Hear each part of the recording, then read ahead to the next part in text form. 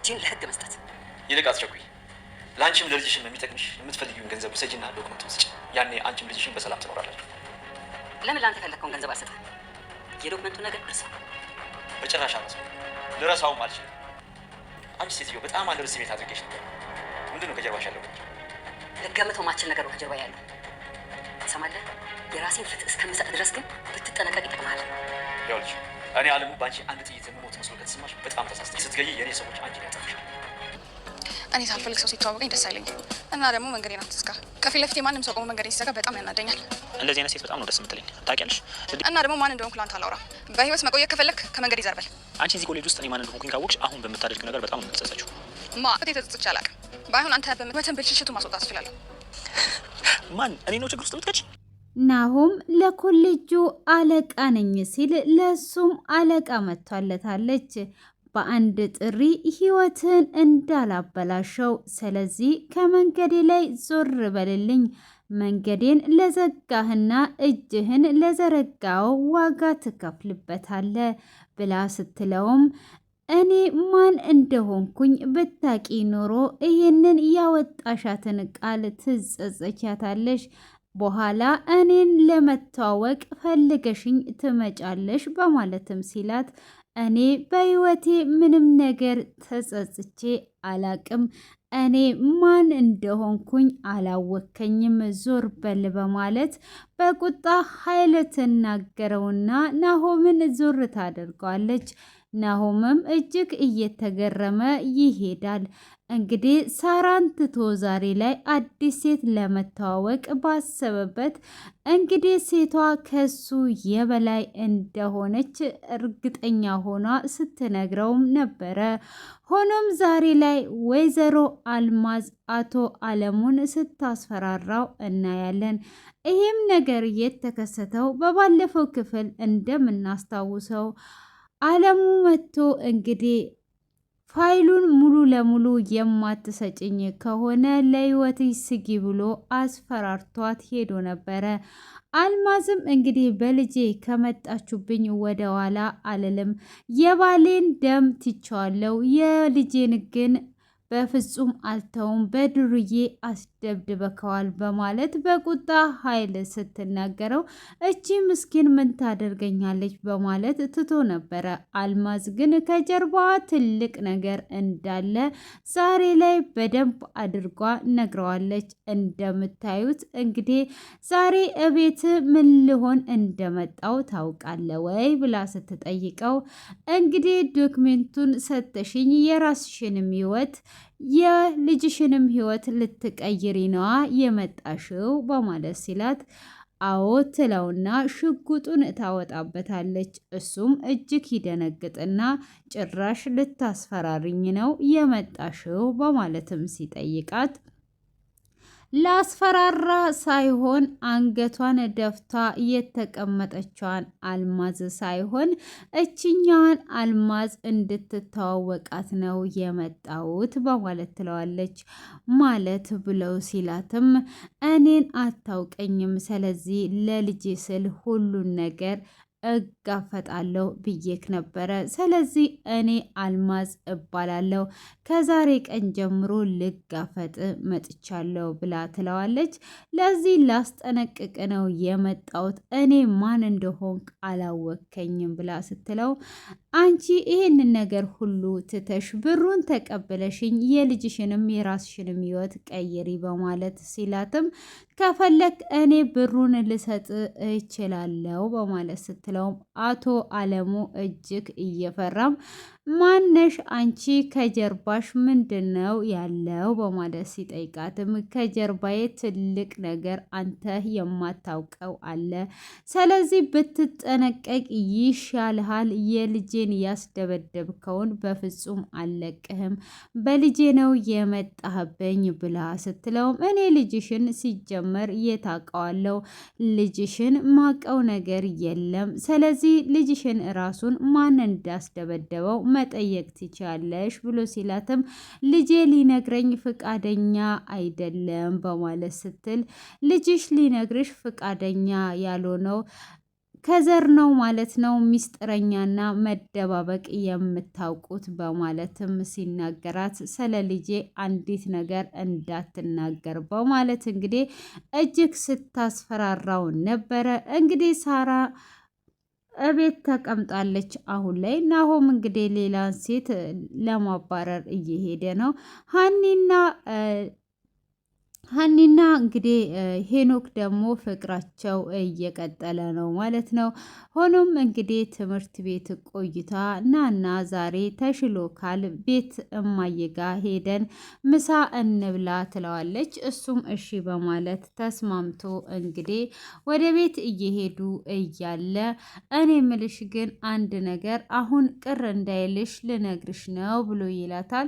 ምንድን ነው ንገረኝ፣ ምንም ቅር የሚለኝ ነገር የለም በማለትም ስትለው ወንድምሽ እንደዚህ አድርጎ አስደብድቦኝ በፍጹም አልተውም። በተለይ ደግሞ እናቴን እጁን ስላነሳባት እናቴ ፊት እንደዚህ ስላደረገኝ በእጥፍ ልበቀለው ተዘጋጅቻለሁ ብሎ ይላታል። በእናቴ መቶብኝ በፍጹም አልተውም ሲላትም እኔ ሁል ጊዜም ከጎን ነኝ ያለሁት፣ እኔ ግን የምፈራው እርስ በራሳችሁ እንዳትጎዳዱ፣ እኔ ደግሞ አንተ እንድትጎዳብኝ በፍጹም አልፈልግም ብላ ትለዋለች። ሄኖክም ችግር የለውም አንቺ እንዳትጨነቂ፣ እኔ ግን አሳየዋለሁ በማለት እንግዲህ ወደ ቤት ይሄዳሉ። ቤትም እንግዲህ በሄዱበትም ሰዓት ወይዘሮ አልማዝ ቤት አልነበረችም። እንግዲህ እሷ በራሷ በቀልን ልትበቀል ሄዷ ነበረ።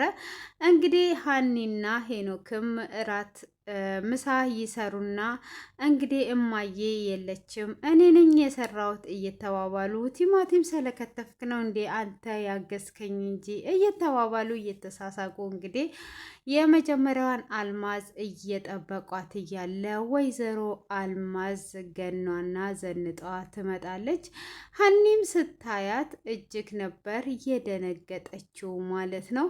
ሆኖም እንግዲህ ሄኖክ ሳይቀር ደንግጦ ነበር። ሽጉጡን አንስቷ አልጋ ላይ ስታስቀምጠው እማዬ ምንድን ነው እየተከሰተ ያለው ብሎ ሲላትም የአባት ገዳይ እዚህ ከተማ መጥተዋል። ስለዚህ እኔ ከዚህም በኋላ የምልህን ብቻ ነው የምትሆነው፣ እኔ ሁሉንም ነገር እጋፈጣለሁ ብላ ትለዋለች።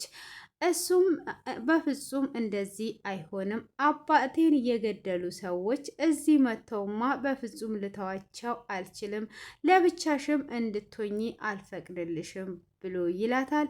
ልጄ አንተን እንዲጎድ አልፈልግም፣ ስለዚህ ራሴ እበቀላለሁ። ሆኖም እንግዲህ አንተን ራሱ ያስደበደቡ እነሱ ሊሆኑ ይችላሉ በማለትም ስትል እነሱ አይደሉም በምን እንገናኛለን ከነሱ ጋር በማለትም እንግዲህ ይላል። እሱ እንግዲህ የአባቱን ገዳይ ልጅ እንዳፈቀረ በፍጹም አላወቀም። ሆኖም እንግዲህ እሱም እንደዛ እናትየው ስትለው ግራ ይጋባል። ስለዚህ አንድ ዶክሜንት ከኛ የሚፈልጉት ዶክሜንት አለ፣ ያንን ዶክሜንት ካላገኙ አይተውንም። ስለዚህ ያንን ዶክሜንት ደግሞ እስካልሰጠዋቸው ድረስ ምንም ነገር አያደርጉንም ብላ ትለዋለች። እና ወደ እነሱ እንዳይሄድ ለብቻዋ ለመጋፈጥ ቃል ታስገባዋለች። እንግዲህ ሀኒንም ሲሸኛት እኔ ግራ ገብቶኛል፣ ያስደበደበኝ ናሆም ነው፣ እማዬ ደግሞ እንደዚህ ትላለች፣ እኔ ከማንም ጋር ጸብ የለብኝም፣ ይሄ የአባቴ ገዳይ ማን ነው? በፍጹም አልተወም እያለ ይገኛል ማለት ነው። አልማዝ እንግዲህ ፈታ ነው እያደረገችን። እንግዲህ እኔ ራሱ ምስኪን ደሃ መስላኝ ነበረ። ዛሬ ላይ እንግዲህ በጣም ሰፕራይዝ ነው እያደረገችን። ይመቻት። እንግዲህ አንዳንድ ወንዶች እኔ በጉራ ኪሴ ለሚለው አይነት እንደዚህ ጀግና ሴት ታስፈልጋለች ማለት ነው። እንግዲህ አቶ ቢንያምም ፈርቶ መጀመሪያ በአንቺ ሽጉጥ አልፈራም ያለ ልክ እሷ ስትወጣ ደውሎ አልማዝ ማናት? ከጀርባዋ ያለው ምንድን ነው? እንድታጠኗት እፈልጋለሁ።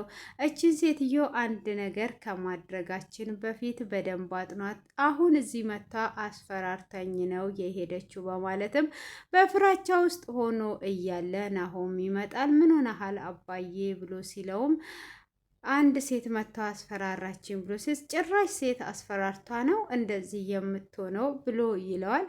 እንዴ ሽጉጥ ደቅኗብኝ ነበረ ልጄን አስደበደብክ በማለትም ብሎ ያለውን ነገር ይነግረዋል። ከዚህም በፊት እንግዲህ ባሏን ገድዬባታለሁ፣ ያ ዶክሜንት ደግሞ እሷ ጋር ያለው ለእኔ ያስፈልገኛል፣ የዚህ ሁሉ የሰራውት ዶክሜንት ያ ነው። ያ ከሌለ ሁሉ ነገር ባዶ ነው የሚቀረው። ስለዚህ ያ ዶክሜንት ያስፈልገኛል። እሷ ደግሞ እጅግ በጣም አስፈራርቷኝ ነው የሄደችው ብሎ ይለዋል። በፍጹም አባዬ መፍራትማ የለብህም፣ እሷ ምንም የምታመጣው ነገር የለም ብሎ ይለዋል። ሴትን እንዲህ አትፍራ በማለት እንግዲህ ያደፋፍረዋል ማለት ነው። አቶ ቢንያም ግን እየፈራ ይገኛል ማለት ነው። ናሆምም እንግዲህ አሁን ላይ ትምህርት ቤት የመጣችዋ ኮሌጅ ቀይሯ የመጣችዋ ልጅ እንግዲህ እሱ እንደ ቀላል ሊተዋወቃት ቢልም እሷ ልትተዋወቀው ፈቃደኛ አይደለችም። ክብሪት ደግሞ እንግዲህ ከዚህና ከዛ ወሬ እያቀባበለ ይገኛል ማለት ነው። እንግዲህ እነሱ ተሰብስበው ቆመው እያለ እቺ አዲሷ ልጅ ትመጣና እያወራቻቸው እያለ ናሆም ይመጣል። ናሆምም እንግዲህ ልክ ሲመጣ ሄኖክ ይናደድና አንተ ከዚህ ጋር ሂድ፣ ከአንተ ጋር ምንም የምናወራው ነገር የለም በማለትም ሲለውም ባክ ወደዛ አነሰክ መሰለኝ ብሎ ያላግጥበታል። እኔ ለእናቴ ብዬ ነው፣ ከዚህም በኋላ ግን አልለቅህም፣ ከፈለክ ለምን ኮሌጅ ወተን አናወራም እዚህ ጋር ከሚሆን ብሎ ሲለውም እሱም እንግዲህ እንደተለመደው ሲያላግጥበት ሄኖክም ይይዘዋል። ሄኖክም ሲይዘው እንግዲህ ያገላግሉና ይሄዳሉ ማለት ነው። ሆኖም እንግዲህ ከሄደ በኋላ አዲሷ ልጅ ይሄ ልጅ ግን ማን ነው? ምንድን ነው እሱ? ገና ስመጣ እንዴት ውስጤ እንደጠላው ይሄ ሲያስጠላ ምናምን ትልና ሄኖክን እንግዲህ ታቶክ በጣም ያምራል፣ ወድጀዋለው፣ እንደዚህ ኮስታራ ወንድ ይመቸኛል ብላ ተጠግታውም ነበረ። ሆኖም እንግዲህ ክብሪትን አግኝቶ ናሆም እየጠየቀው ነበረ። እቺ አዲሷ ልጅ ከሄኖክ ጋር ምን እያደረገች ነው ብሎ ሲለው ታቶ እንደሚያምርና እንደምትወደው ነግረዋለች ብሎ ሲለው እንዴ ሁሉም ሰው ለምንድን ነው እሱን የሚወዱት ብሎ ይለዋል። ካዳ እኔ ምን አውቃለሁ፣ ወይን የሆነ መተት አሰርቶ እኮ ሊሆን ይችላል በማለትም ሲለው አንተ አሁን ሄኖክ ጋር ስትሄድ እንደዚህ ነው አይደል የምታወራው ሲለው አረ እንደዛ ላወራ ምን ሰላንተ አላነሳም ብሎ ይለዋል ማለት ነው። በል አሁን ሄኖክና አዲሷ ልጅ ምን አይነት ግንኙነት እንደጀመሩ እያንዳንዱን ነገር እየተከታተልክ ንገረኝ ብሎ ይለዋል። እንዴ ሄኖክ ካወቀስ እንዴት ሆናለው ብሎ ሲለውም ሄኖክ ካወቀ ምን አቅልሃለሁ ብሎ ሲለው እንደዛማ ካልኩት እኮ አይለቀኝም ብሎ ሲል እኔ እኮ ለራሴ ነው ምን አቅልሃለሁ ያልኩት በማለትም ይለዋል። እንግዲህ እንዲከታተለው እያደረገ ነው። መጀመሪያ ፍቅረኛ ነቅጫለሁ፣ አንተን የሚያስደስተው ሁሉ ነቅጣለሁ እያለው ነው። እንግዲህ እሷም እንግዲህ ሄኖክን ወደዋለች። ሄኖክን እንደዚህ ኮስታራ ሆነ ግን ማን ነው የሚቀርብ እያለችውም ቢሆን እንደወደደችው ትነግረዋለች። ሀኒ ፍቅረኛው እንደሆነችም አስተዋውቋታል። ሀኒም እንግዲህ በዚህ ዙር በትምህርት ቤቱን ዋንጫ ወስጄ ማን እንደሆንኩኝ ለናሆም ማሳየት እፈልጋለሁ። ናሆም እንግዲህ ከዚህ ትምህርት ቤት አንደኛ ነው የምወጣውና ዋንጫውን የምወስደው ብሎኛል። እኔ ደግሞ አጥንቼ ዋንጫውን ወስጄ እሱን ቁጭ አድርጌ ማሸነፍ እፈልጋለሁ ብላ ትለዋለች። እሱም እንደዛ በሚላት ሰዓት እንደዛ ከሆነ በርቺ፣ እኔም ከጎንሽ ነኝ ያለሁት አስጠናሻለሁ ብሎ ይላታል። እንደምትወደውም ትነግረዋለች። እሱም እንደሚወዳትና ጓደኛ በችግርም ሰዓት አብሮ እንደሚሆንና እንዳልተለየችው ይነግራታል።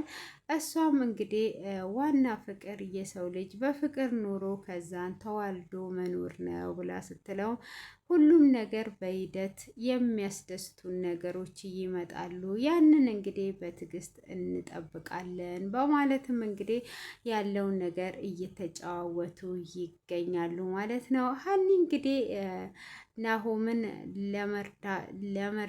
ለማሸነፍ እየለፋች ትገኛለች። ሀኒ የዋለችበት ውላ እንግዲህ ከነሱ ቤት ወደ ቤቷ ትሄዳለች ማለት ነው። እንግዲህ እዚህ ጋር የእሱ አባት የናሆምን አባት የገደለው የእሱ አባት ነው። እሱ ስለሚያውቅ እንግዲህ ከናሆም ሄኖክ ጋር መኖሯን ማለት ነው። ከዚህ ከዱርዬ ጋራ አትጂ አላልኩሽም ወይ? ጭራሽኑ ብሶብሽ ከዱርዬ ጋራ ተንዘላዝለሽ ትመጫለሽ በማለት እንግዲህ በጥፊ እንደመታት በአጭሩ ክፍሉ ተጠናቋል ማለት ነው። እጅግ በጣም የሚያጓጓና አስተማሪ ድራማ ነው ይሄ ድራማ። እንግዲህ ወይዘሮ አልማዝን ካያቸዋት መጀመሪያ ላይ ምንም ነገር ሳይመስለን፣ አሁን ደግሞ እንግዲህ የገዳይ ልጆች ተፋቅረዋል። አልማዝም ከጀርባ ትልቅ ነገር እንዳለ ነግራናለች። እጅግ በጣም ነው የሚያንጠለጥለው።